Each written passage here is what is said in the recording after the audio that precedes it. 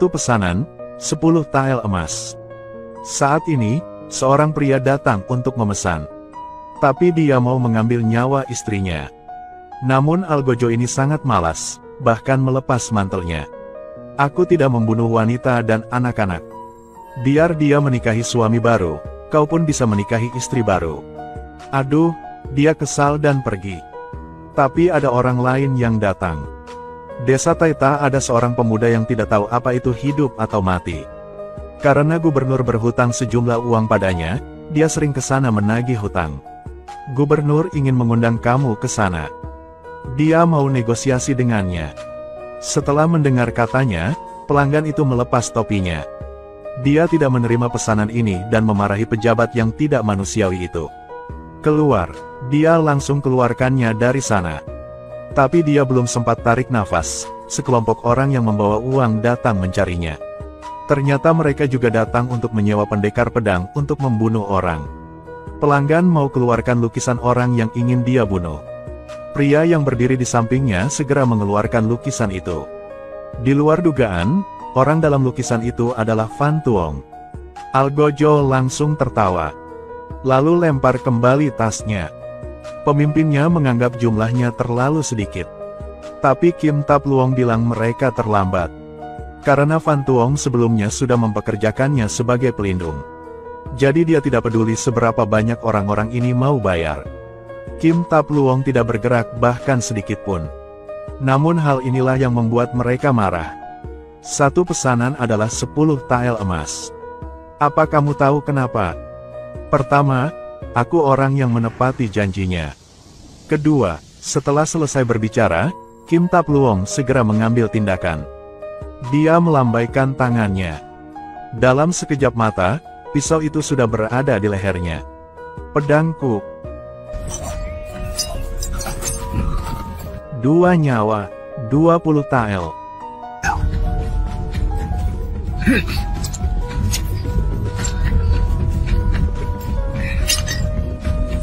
Dengan gitu, 20 tael emas dengan mudah sampai di tangannya.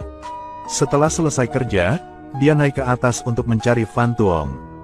Namun aura pembunuhnya membuat Anam berpikir dia telah berubah pikiran. Jadi secara tidak sadar letakkan tangannya di atas senjata tersebut.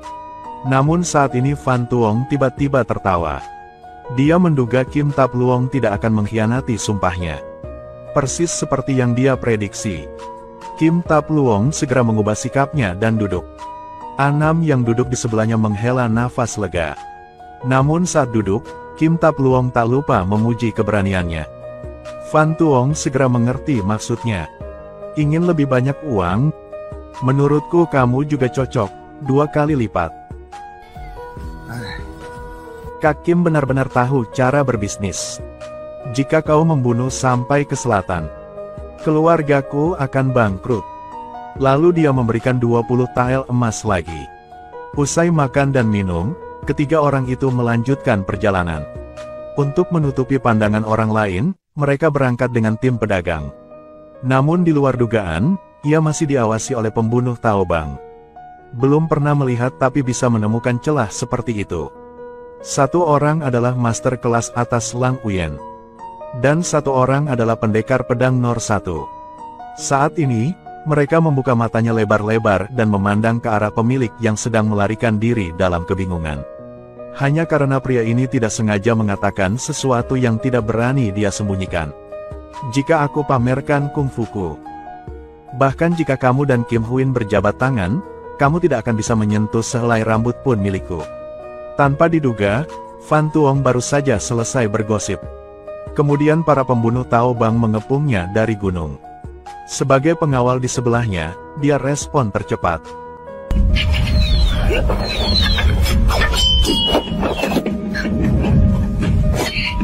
Ada orang jahat, kemudian jarum-jarum berjatuhan seperti hujan dari atas.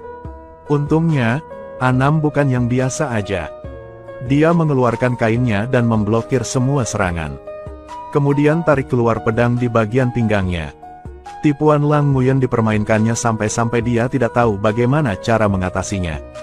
Dalam sekejap, sekelompok musuh tersingkir. Namun di luar dugaan, Fan Tuong menjadi sasaran nomor satu para pembunuh tersebut.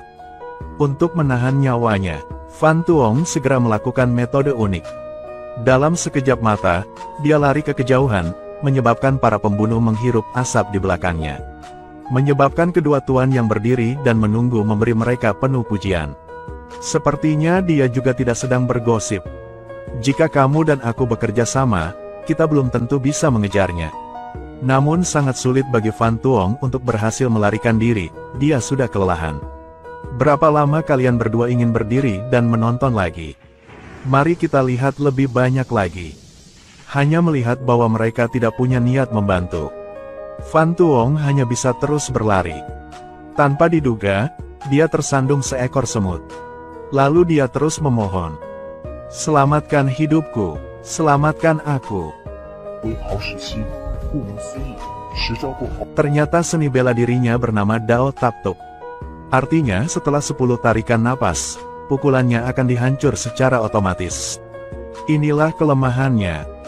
Setelah malam yang panjang, orang-orang Tao Bang tidak ditemukan lagi. Dan Fan Tuong juga dengan cepat mencapai selatan. Namun setelah mereka turun, tempat pertama yang dituju adalah Do Puong. Konon dealer di sini memiliki penampilan yang luar biasa. Teknik melempar dadu adalah yang terbaik kedua di sini. Tapi suatu ketika seorang pria bertaruh dengannya. Tidak ada yang bisa mundur dengan aman. Namun pendekar pedang Kim Tap Luong tidak mempercayainya. Dia langsung duduk di kursi, ingin bersaing dengannya. Mong Lan, kakak Kim ini temanku, kamu harus menunjukkan belas kasihan. Lelucon, aku tidak pernah kalah, nak, jangan dengarkan dia. Jika kau memiliki keahlian apapun, tunjukkan saja di sini.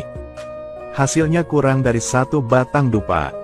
Kim Tap Luong kehilangan banyak uang sehingga dia tidak punya celana pendek untuk dibawa pulang. Namun saat ini ia melanggar pantangan para penjudi. Apapun yang mereka katakan, dia gak mau pergi. Investor, bolehkah saya mendebit? Mong Lan berkata bahwa orang-orang di sini tidak diperbolehkan mengambil hutang. Tapi dia melihatnya adalah teman Tuan Tu. Dia setuju untuk melanggar peraturan dan meminjamkannya 10 tile. Sampai dia bisa menang, dealer akan berhenti. Sangat cepat. Kemudian pertaruhan dilanjutkan. Namun ketika Kim Tap Luong bertaruh semua uangnya, hasil membuatnya sangat kecewa. Merah, 20. Hitam, menang. Kali ini semuanya usai. Biaya makan 1 bulan hilang. Kim Tap Luong sangat menyesalinya tetapi tidak bisa berbuat apa-apa. Namun saat itu dia merasa menyalahkan diri sendiri. Kemudian Fan Tuong datang dari belakang dan duduk di meja taruhan. Lalu dia berkata dia ingin bertaruh pada Mong Lan sekali. Para tamu yang terhormat, mohon diam sejenak.